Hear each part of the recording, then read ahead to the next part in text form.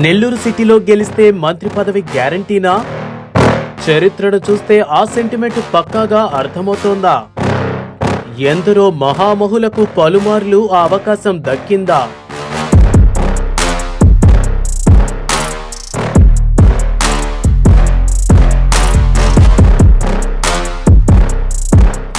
నెల్లూరు సిటీలో ఎమ్మెల్యేగా గెలిస్తే మంత్రి పదవి తప్పకుండా దక్కుతుందా? పార్టీలకు అతీతంగా దశాబ్దాల తరబడి ఈ సెంటిమెంట్ కొనసాగుతోందా? నాటి ఏసీ సుబ్బారెడ్డి నుంచి ఇటీవల అనిల్ వరకు అనేక మందికి ఈ సెంటిమెంట్ వర్కౌట్ అయిందా అన్న ప్రశ్నలకు అవుననే సమాధానమే లభిస్తోంది. నెల్లూరు సిటీ చరిత్రను ఆశాంతం చూసినప్పుడు అనేక ఉదాహరణలు ఇందుకు అద్దం పడుతుండటం కనిపిస్తోంది. నెల్లూరు నగర అసెంబ్లీ నియోజకవర్గానికి ఘనమైన చరిత్ర ఉంది. ఇక్కడ నుంచి ఎందరో మహామహులు గెలిచి అసెంబ్లీలో అడుగుపెట్టి మంత్రులుగాను ప్రాతినిధ్యం వహించిన ఉదంతాలు ఉన్నాయి. ఏసీ సుబ్బారెడ్డి, ఆనం వెంకటరెడ్డి, ఆనం రామనారాయణ రెడ్డి, తాళ్లపాక రమేష్ రెడ్డి, అనిల్ ఇలా వీరంతా నెల్లూరుకు చెందిన మంత్రులే కావడం గమనార్హం.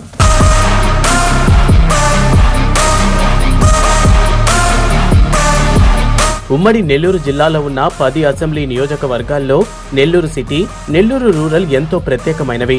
జిల్లా వ్యాప్తంగా ఎవరు గెలిచినా ఓడినా నగర నియోజకవర్గంలో గెలిచిన పార్టీకే పట్టు ఎక్కువగా ఉంటుంది.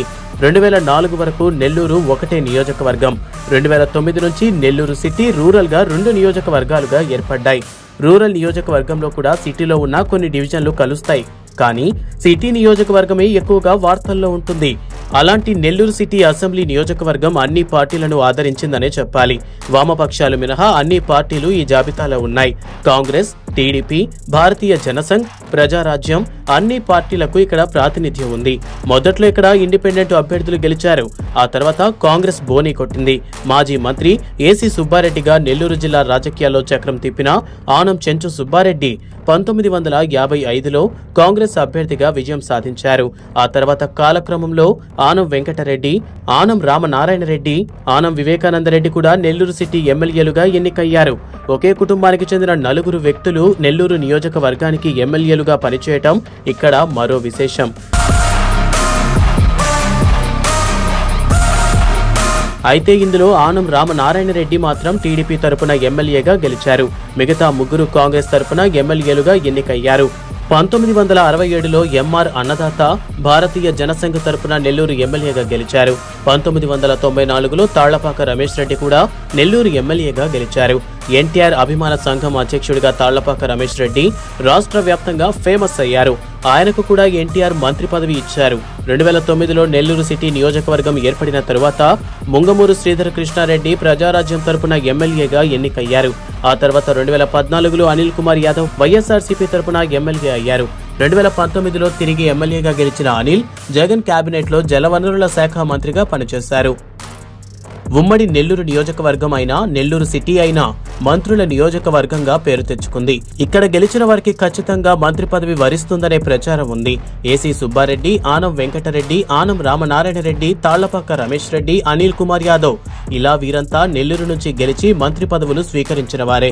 ప్రస్తుతం నెల్లూరు సిటీలో భిన్నమైన పోరు నడుస్తోంది.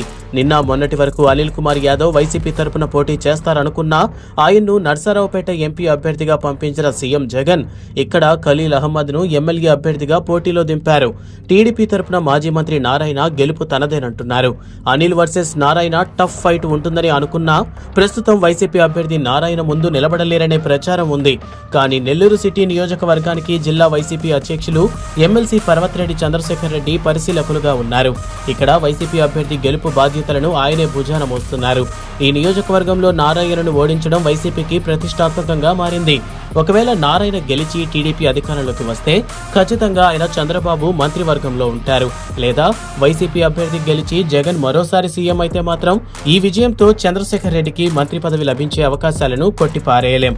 లేదా మైనారిటీ కోటాలో కడప ఎమ్మెల్యే అంజాద్ భాషాను పక్కన పెట్టి ఖలీల్ అహ్మద్ కు మంత్రి పదవి లేదా డిప్యూటీ సీఎం ఇచ్చినా ఆశ్చర్యపోనక్కర్లేదు.